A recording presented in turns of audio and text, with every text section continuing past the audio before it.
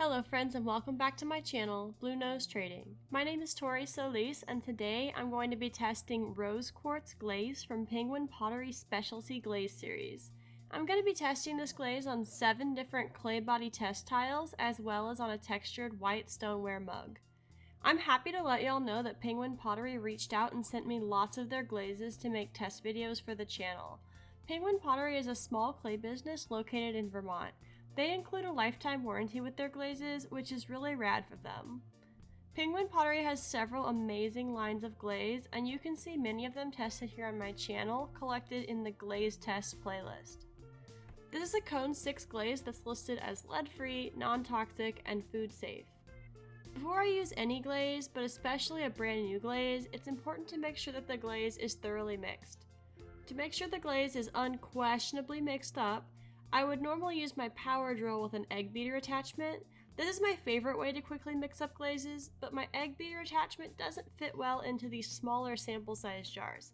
Plan B is to shake the holy crap out of it using my thumbs to secure the lid. After giving it a good shake, I'm going to stir around with my pokey stick to make sure everything is completely mixed. You don't want any pesky clumps of mineral hiding out in the bottom.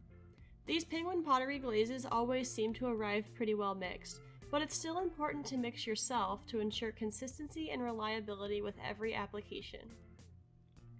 I'm going to be brushing glazes onto my test tiles. In most cases, I am brushing on my glazes. This glaze was formulated specifically for brushing. If you want to dip this glaze, Penguin Pottery recommends that you use a dispersing agent like Darvan. I brush my tiles on in 1, 2, and 3 coats with the thickest coat at the top of the tile. I fire my tiles hanging on a high alumina rod to see how the glaze will perform on a vertical surface. In this way, I'm testing for running with the thickest coat at the top of the tile. If a glaze is going to run, it's got somewhere to go. For the test mug, I'm going to try 2 coats of glaze. I would also like to mention that I am a silly goose, and it is listed right there on the front of every Penguin Pottery glaze that they recommend you use 3 coats for best coverage.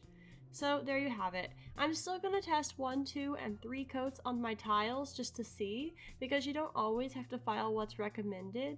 With testing, we can make our own educated decisions on what effect and thickness we're going for in our own work. I like to test glazes on lots of different clay bodies to get a rough idea of how a glaze is going to behave on a different color or surface. Everyone out there is working with a different kind of clay, and maybe one of these tiles can help you guess at what might happen for you. As always, I strongly recommend that you make your own test tiles and fire them in your own kiln. Fire your tiles exactly how you would fire your normal work. There are a lot of different factors that go into how a glaze is going to turn out. The best way to see how a glaze is going to work for you in your kiln and on your clay with your application is just to do your own testing. First up, let's look at this textured white stoneware mug. This glaze is very soft and subtle. It has a glossy surface and a good fit on this clay body. It's hard to capture on video, but this glaze makes tiny bubbles within the areas where it is pooling. The surface is still smooth, but you can see tiny little bubbles inside the glaze. It's a really interesting effect. On this white stoneware test tile, you can see how soft and subtle this glaze is. It's a nice pink color. In thicker areas, you can see the tiny bubbles under the surface. The effect is essentially the same on Laguna B mix. I think a really thick application could be interesting for this glaze. The color that comes through on Laguna Frost porcelain is also close to the same as the stonewares. I find this interesting as the glaze itself is a bit warm and toasty. There doesn't seem to be any added benefit to porcelain for color gain in this case here. On my speckled body, this glaze behaves as it has done consistently so far. The speckles are muted but still show through. The effect on Laguna Speckled Buff is more opaque than the bodies we've tested so far. There is also a small amount of pitting on the surface, which is less than ideal as far as surfaces go. Red stoneware gives this glaze a unique appearance. The surface is smooth and the color is somewhat opaque, but it is still a soft pink. The Laguna B3 black tile had a good deal of pitting on the tile, but all things considered, it isn't a bad look for this particularly picky, finicky body. It could make for some cool exterior surface texture effects. All around this is a soft pink that seems to work well on most clays. This glaze seems to form visible microbubble effects inside the glaze where it pools. On some bodies, it seems that there is a chance for some pitting. I highly recommend that you do your own testing to see how this one works out for you in your own specific situation.